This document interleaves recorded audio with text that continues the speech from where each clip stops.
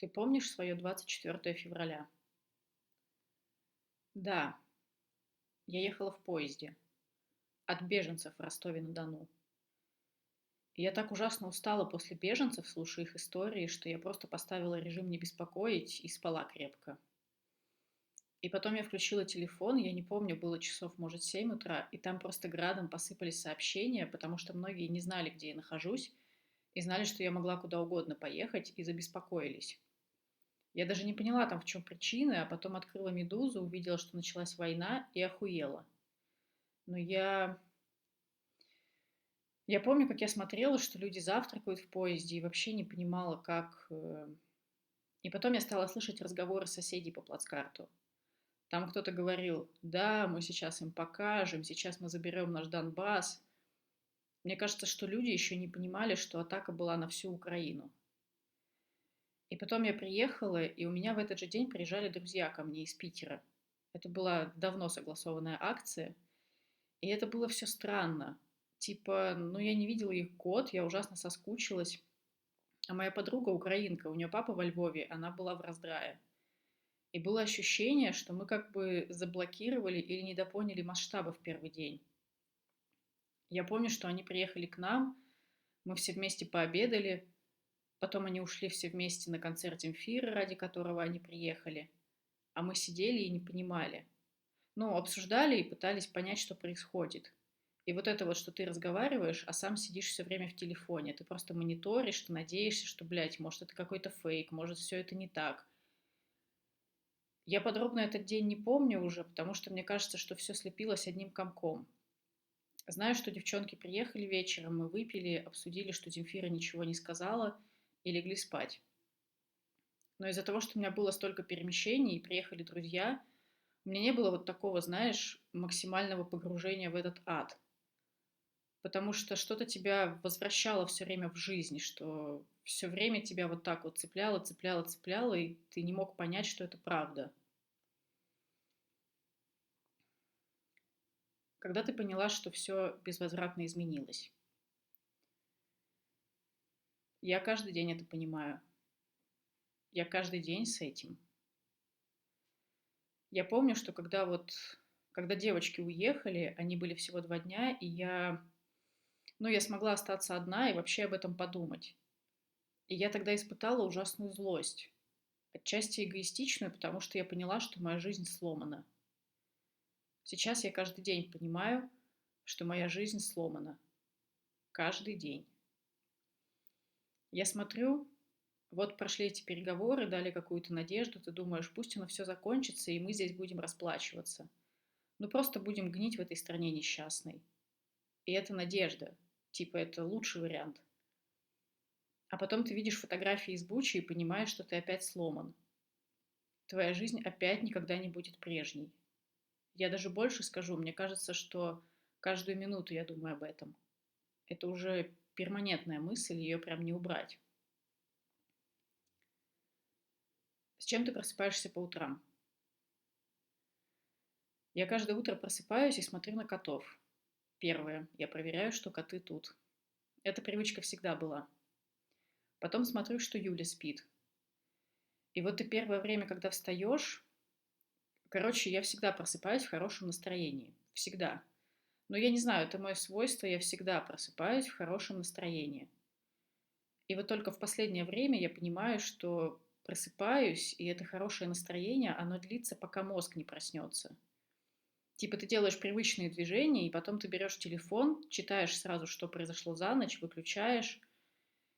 И у меня, ты знаешь, у меня ощущение стробоскопа такого. Я не могу от него отделаться. Я впервые в жизни реально хочу к терапевту, потому что... Ну вот у меня крутой вид из окна, много деревьев, и вот тут выпал снег, это было так красиво пару дней назад. И ты смотришь на это, на всю эту картину, и у тебя просто затмевает все это то, что ты видишь в интернете все это время в новостях. Вот эти картинки, они как бы всегда чередуются. Что бы я ни делала, это всегда вот такой стробоскоп. И вот утро– это самый адский момент, потому что ты каждое утро понимаешь, все, это правда. И страшно открывать новости. С каждым днем все страшнее. Как-то я поняла, что мне очень плохо, и я выключила все соцсети на сутки и удалила все приложения. И я думаю, все, типа, продержусь 2 дня. Ну, просто потому, что надо как-то жить, а ты не можешь. Так вот, я проснулась на 2 часа раньше будильника, и первое, что я делала, это устанавливала все приложения обратно. Потому что невозможно провести утро как раньше. Не знаю, что происходит. С чем ты идешь спать?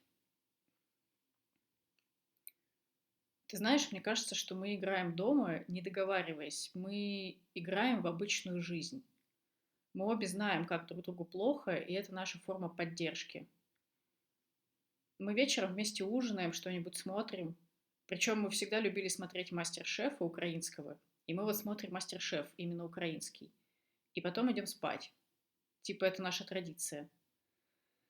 Так мы выбиваем себя из всего, чтобы лечь спать. И ты смотришь эту серию, которая непонятно когда была записана, и каждый раз думаешь, господи, эти люди живы вообще? Что с ними сейчас? И ты идешь спать, открываешь новости и засыпаешь с этим ужасом. Но я заставляю себя вести себя так, как обычно, потому что иначе можно застрелиться. Я чувствую, что если не делать привычных вещей, это все. Так что мой вечер происходит обычно.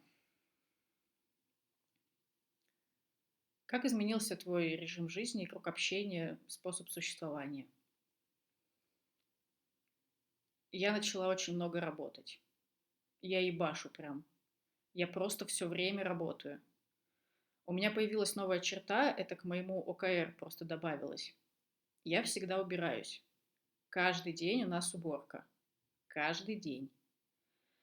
У меня ощущение, что из-за этой уборки я могу что-то контролировать. У меня даже в Инстаграме предложка полна всякими видео, где чистят ковры и диваны. Знаешь, типа супер грязный диван, какая-то щетка, и вот их чистят. Я кайфую прям. Я смотрю и думаю, вау. Мне кажется, что это подлог моего подсознания. Таким образом, мне просто хочется очиститься. Я придумала миллион проектов. Один из них я делаю сейчас про молодоженов, которые из-за обострения чувств или из-за эмиграции вот поженились сейчас. И я фотографирую их в день свадьбы. Я не понимаю смысла своих проектов, потому что есть свадьбы в разрушенных городах, в метро, а у меня сытые свадьбы. Но потом я думаю, что это такое страдание уехать, что пытаюсь отогнать от себя эту мысль, и вот, возвращаясь к тому, что изменилось, я не понимаю, кому это нужно будет. Не понимаю, кому нужны будут фотографии русского фотографа. Не понимаю, для чего я это все делаю. Но я много работаю. Прям много-много. Я стала часто ходить на встречи, видеться с людьми, с очень необычным кругом людей. Возобновила отношения с некоторыми людьми, с которыми они были потеряны, и абсолютно казалось, что уже все. Но я сама была инициатором. Но я просто помню, что вдруг 24, 25, 26, когда люди выходили на митинги, я знала, что это мои друзья выходят, и мое сердце само подсказало, за кого я боюсь. Вот с ними я сейчас очень плотно общаюсь. Я не общаюсь со своей бабушкой. Это молчаливое такое согласие не общаться. У нас был конфликт, просто потому что она социально активная, она подписана везде на меня, ну и часто я, может быть, излишне эмоциональные посты писала там.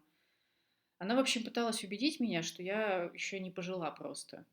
Мне кажется, она забывает, что мне 33 года, что я вообще-то уже тоже пожила. Но даже не это, даже 5-летний ребенок имеет право на свою точку зрения, 3-летний ребенок, ребенок месячный, я не знаю. Короче, любой человек имеет точку зрения свою и может о ней говорить. А она так не считает. Ну и как-то косвенно она сказала, что, в общем-то, я предатель. Но я решила, что лучше нам не общаться, потому что это может зайти в тупик. Поэтому я не еду сейчас в Калининград. Ну, мне бы хотелось поехать к маме, маму поддержать, но я понимаю, что если я поеду, я увижу бабушку и будет жесть. У тебя же до этого с бабушкой были нормальные отношения? Офигенные? Ну, она продвинутая. Ну, типа, я думала, блин, какая у меня бабушка крутая вообще. Звонит мне по фейстайму, показывает, какой шампусик она пьет, какие сумочки купила. Я думаю, вау, какая продвинутая. И причем она до этого произносила, что любой человек может делать, что хочет. А тут просто, блядь, все. Уже, оказывается, не может. На вопрос, почему не может, там ответы, конечно, тупиковые.